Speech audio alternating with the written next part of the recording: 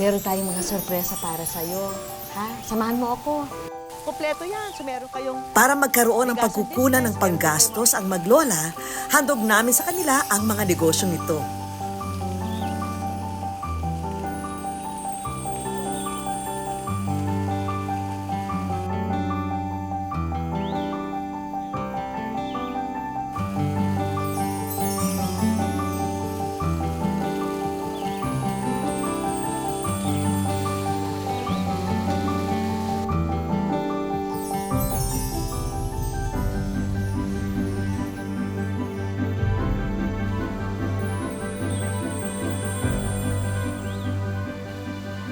Hindi mawawala ang mga personal na regalo namin para kay Totoy.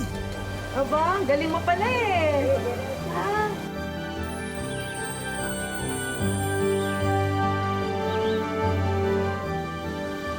Ito para sa'yo to, Totoy.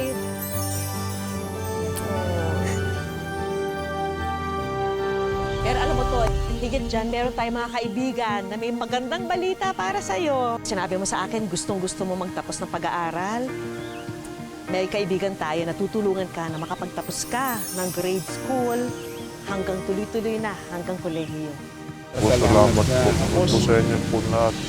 Ipinakausap din namin si Totoy sa isang child psychologist para makatulong sa kanyang intindihin ang mga bagay na kanyang pinagdaanan at nararamdaman. Kaya niyang magbago dahil nakita niya ang kailangang pagbabago. So resilience yun na flexible siya, hindi siya nakatutok lang sa isang parte ng buhay niya. Kaya ang tingin ko dyan, ang recovery talaga niya ay dahil sa natanggap niya kung ano nangyari sa kanya at gusto niyang umusad. Hindi yung kanyang environment o kapaligiran, mga tao na mahal niya na tulungan siya, no? Na gabayan sa araw-araw na pamumuhay. So yun yung nakikita ko na makakatulong na malaki sa kanya. At syempre, ang tulong pinansyal mula sa aming programa. Salamat po, Ma'am Vicky. Push ko lang po. Kasi mahal na mahal ko po kayo. Mahal na mahal din kita, Apo.